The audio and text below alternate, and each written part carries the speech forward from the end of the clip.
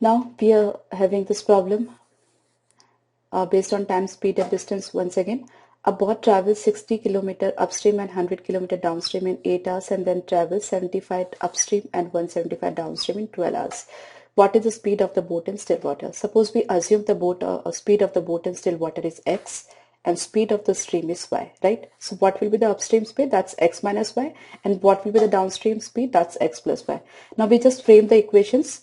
60 km upstream, that means this much time will be taken, and 75 100 km downstream, so this much time will be taken, and in all the time is 8 hours.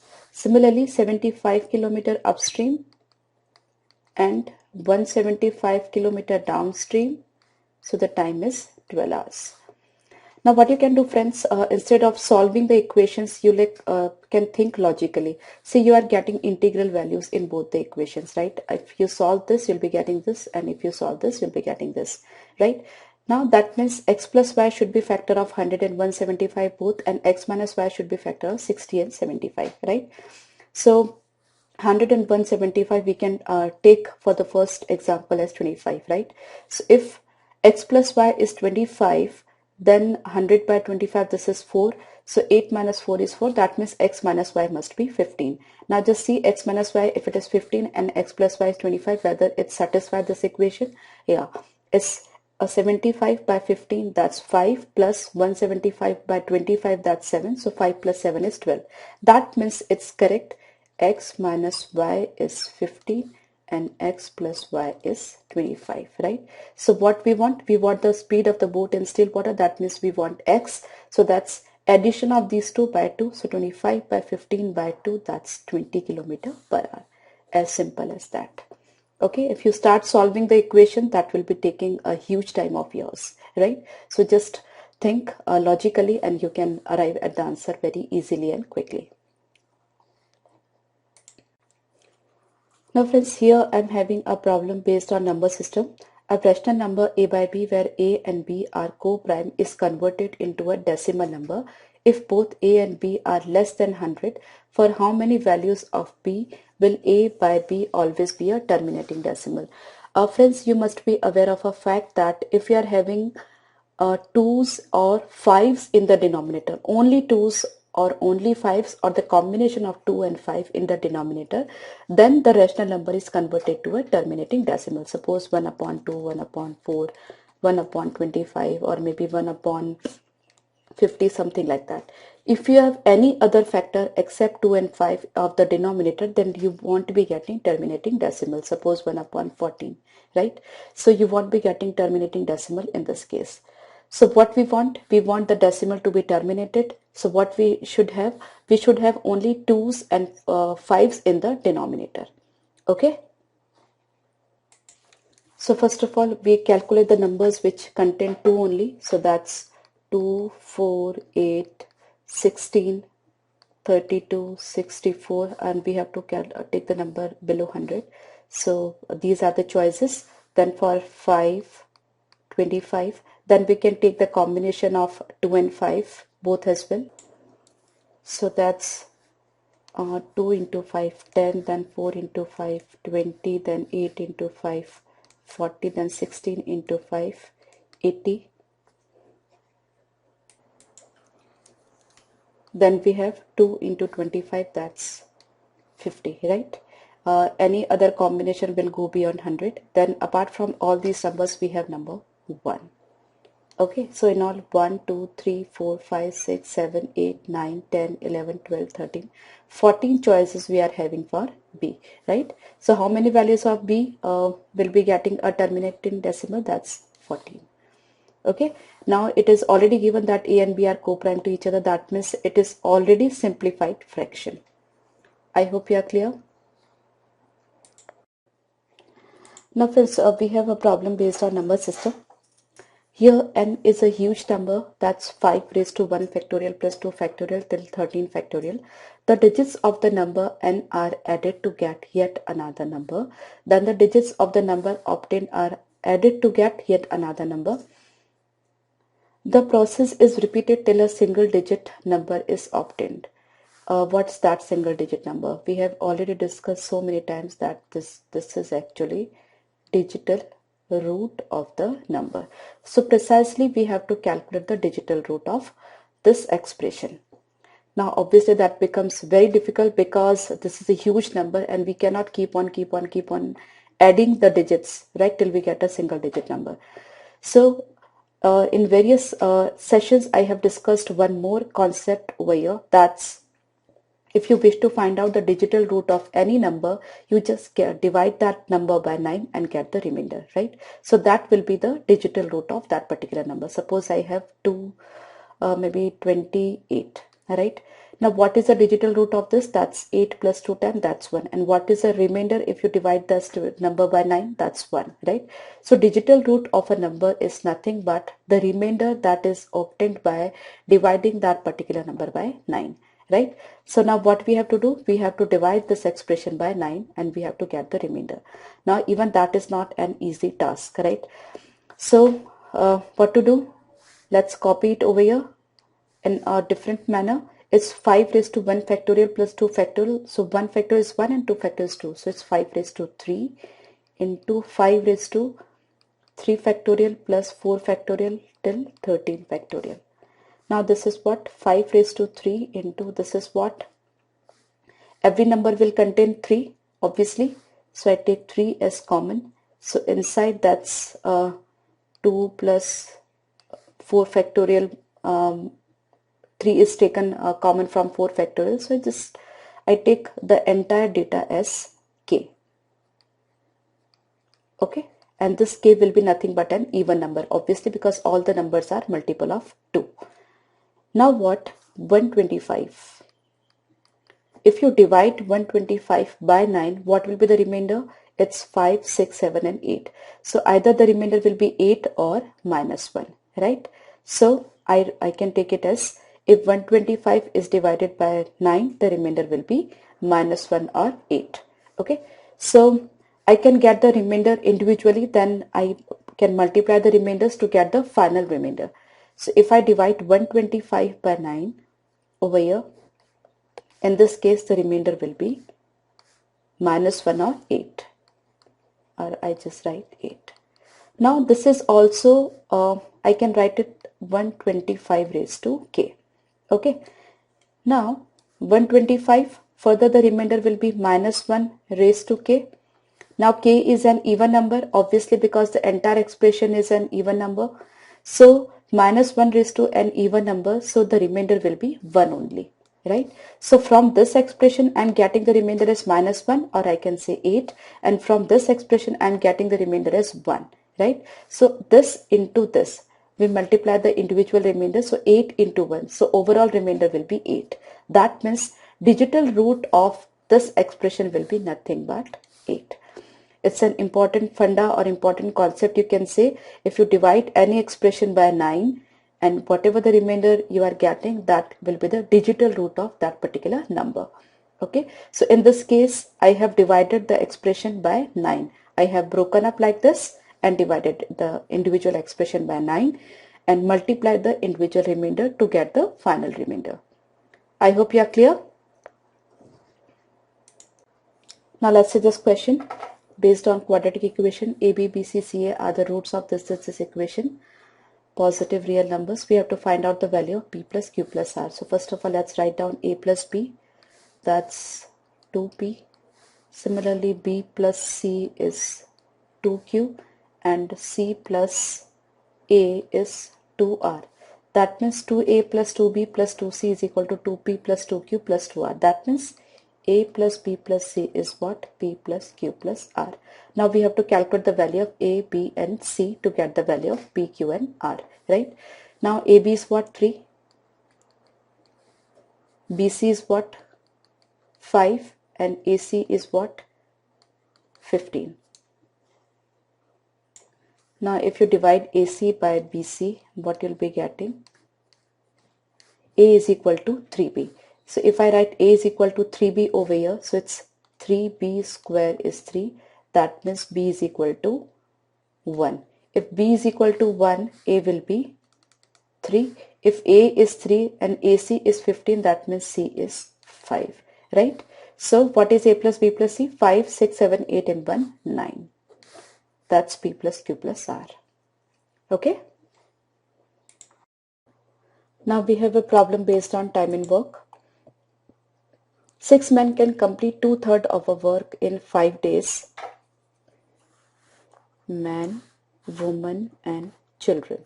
6 men can complete 2/3 of a work in 5 days. That means 2/3 of the work in 5 days. That means the complete work.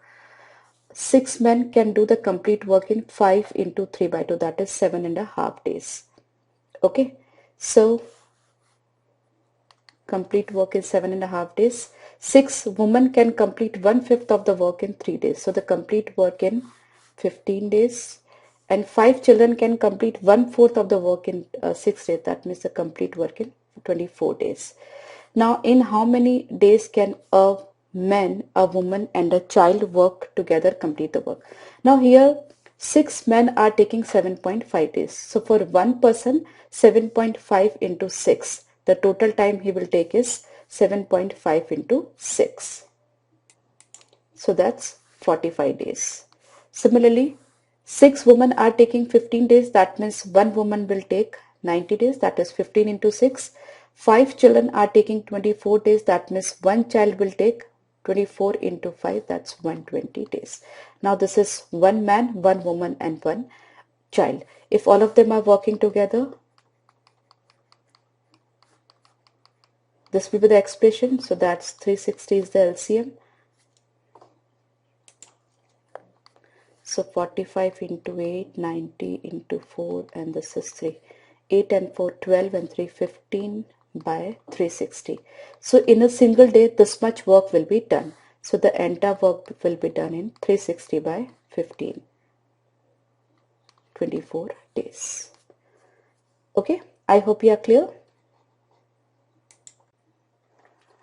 Now friends, we have a problem based on base system.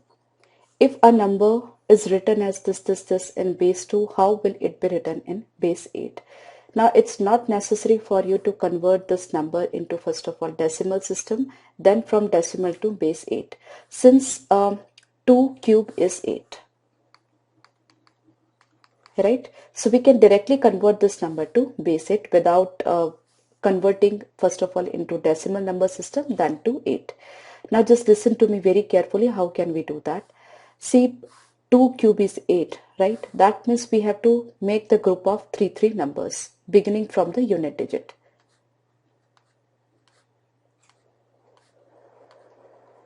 Right? Now it's 100. Now what is 100 in base 2? That's in base 8, right? 100 is actually, if we convert 100 to decimal number system, what that will be?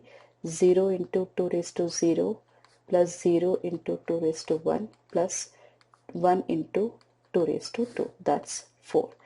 That means 100 in 2 system is equal to 4 in decimal number system.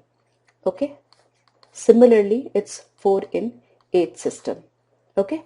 That means to every 100 what we can do in 8 system, we can write it as 4.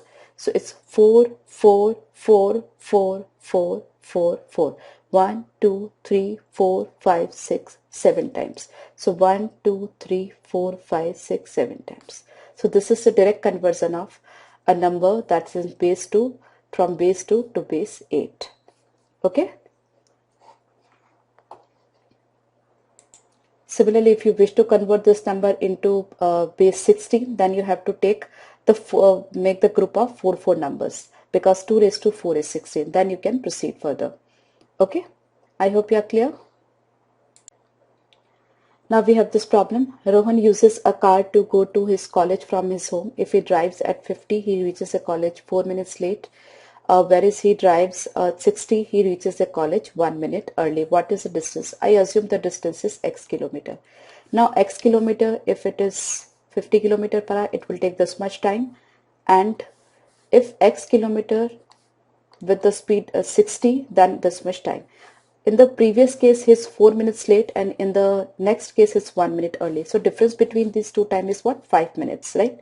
4 late and 1 early. So the mutual difference is 5 minutes. Since the entire calculation is kilometer per hour, I convert that 5 minute into hours, right? So that's 5 by 60. Okay, now x is what? Distance. Directly we can calculate. So it's 60 minus 50, that's 10x by 50 into 60 is 5 by 60. So x is 25 kilometer. Nothing, no shortcut, no any other logic is required. Simply you can solve this problem in just less than 40 seconds. Okay. Now we have problem from probability. Two distinct numbers are picked up randomly from the first 10 natural numbers. Find the probability that the LCM of two numbers is 6. Now we have the numbers from 1 to 10, and we have to find out the pair of numbers where LCM is 6. Okay, so we can have 1 6, 2 6, 3 6, 2 3. So these are the four pairs of the number when we can get the LCM as 6. In all there are 10 numbers. So the total options available are 10C2, and out of these 4 options are only favorable, right? So it's 4 by 10C2. As simple as that. Now friends, we have a problem based on binomial theorem. How many terms in this expression or in the expansion of this are integers? Now you must be aware of binomial theorem, right? Now what's that? I just rewrite over here. It's suppose x plus y raised to n, then it will be nc1 into, nc0 x raised to n plus nc1 x raised to n minus 1 into y, and at last it's x raised to 1 y raised to n minus 1, it's nc n minus 1, and the last one is ncn y raised to n.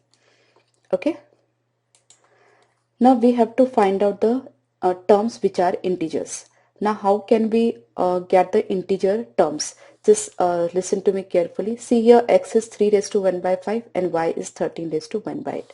If we expand this, we'll be getting good number of terms like this, right? Now I have to find out which of them will be integer.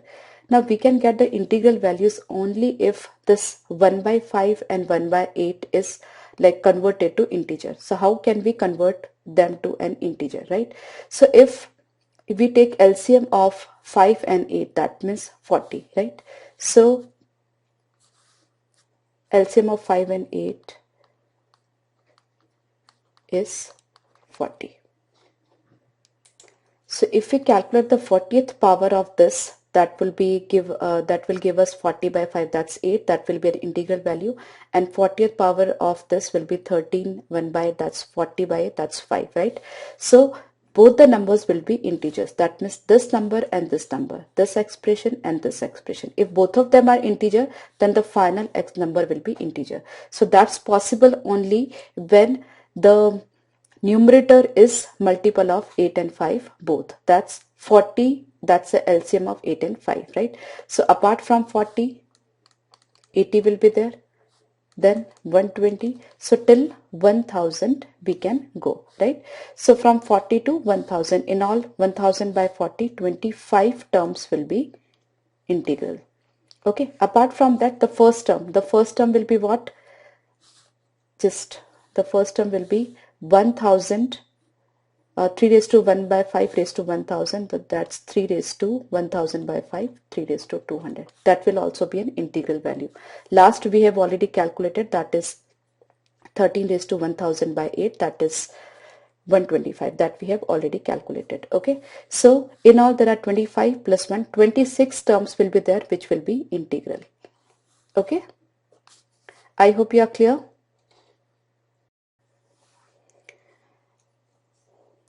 Here, what is the minimum value of this expression where a, b, c, x, y, z are positive real numbers? We have to find out the minimum value of this expression. Now friends, we know that for any positive real numbers, their arithmetic mean is always greater than equal to their geometric mean. For any number of positive real numbers. Their arithmetic mean will always be greater than equal to their geometric mean, right? Now the same property will be using over here. Now we have these three expression, that is a square x plus b square y and c square z. Suppose these are the three numbers, right? So what will be their arithmetic mean? A square x, the first number, the second number and the third number.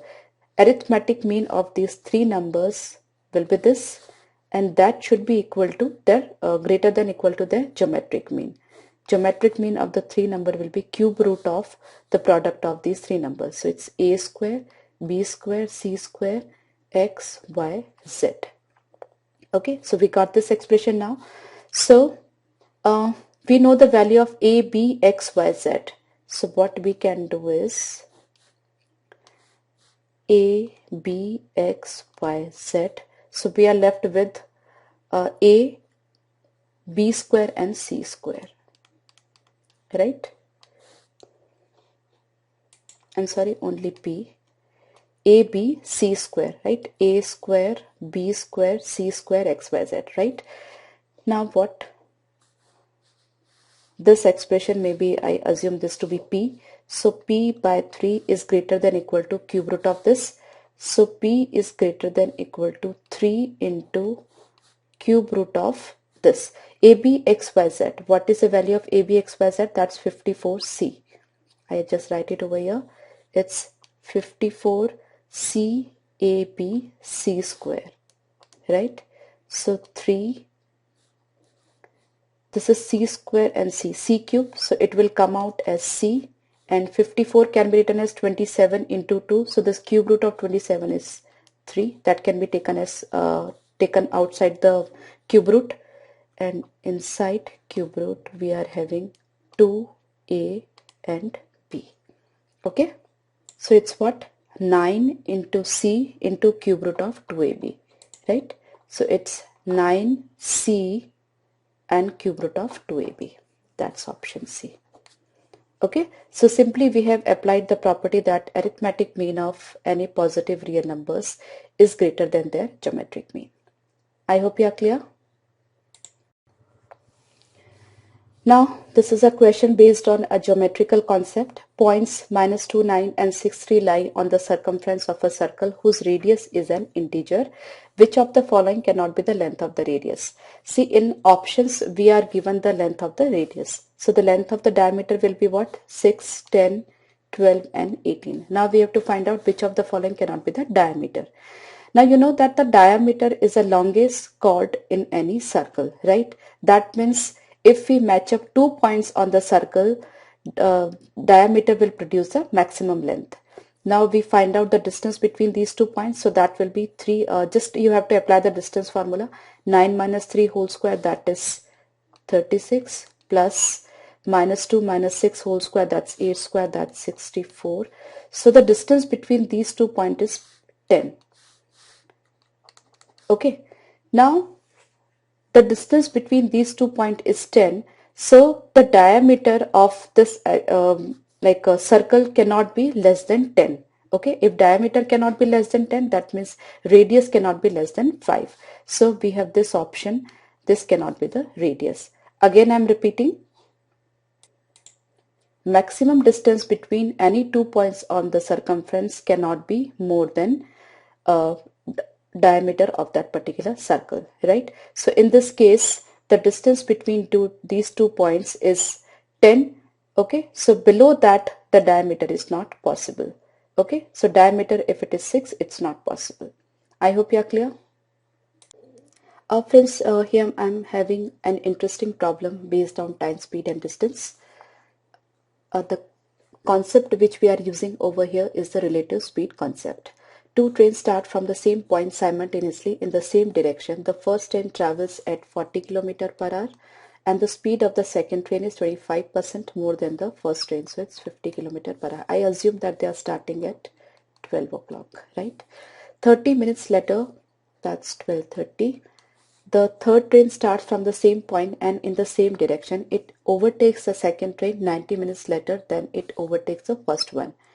Find the speed of the third train. Now friends, since the third train is overtaking both of these trains, that means the speed of the third train must be obviously more than 50, right? So these two options are ruled out.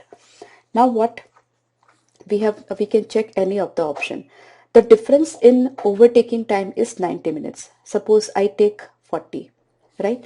Another, this train is starting at 12 o'clock with the 40 kilometer per hour. So in half an hour, it might have covered 20 kilometer and it might have covered 25 kilometer. Now this third train has to cover up this 20 kilometer to meet this. But this train is not also going to stop, right? So we will take care of the relative speed over here. Now suppose I assume 80 kilometer per hour is the speed of the third train, then the relative speed of this, that is the gaining speed, is 40 kilometer per hour. Now it has to gain 20 kilometer and the gaining speed is 40 kilometer per hour. So obviously it will take half an hour to meet. So 1 o'clock. Similarly, if we compare these two, if the speed of the third train is 80 kilometer per hour and the speed of the second train is 50, so the gaining speed of this train is 30. Now it has to gain 25 kilometer, gaining speed is 30, so it will take 25 by 30, that is 5 by 6 hours, or we can say 50 minutes. So after 12:30, 50 minutes, that means 120. So difference between these two is just 20 minutes, but we want it to be 90. So obviously 80 is also ruled out. We are left with 60 and there is no none of these. So we don't have to check. 60 minutes will, 60 speed will be definitely the correct choice, right? But for like convenience, I just explain it. If I assume the speed of the third train is 60, right? So the gaining speed of this train with the compared to this will be 20 kilometer per hour. Now it has to gain 20 kilometer, so it will take 1 hour, right? Gaining speed is 20 and it has to gain 20, so it will take 1 hour. So after 12:30 starting, it will cross at 1:30. Okay, so in this case 50 and 60, the gaining speed is 10 kilometer per hour. It has to gain 25 kilometers, so that will take 2.5 hours. So this train is starting at 12:30, so 12:30 plus 2.5, that's 3 o'clock. Now difference between these two is 90 minutes. Okay, so this here, so 60 is definitely correct choice. I hope you are clear. A very nice question on the concept of relative speed. Okay.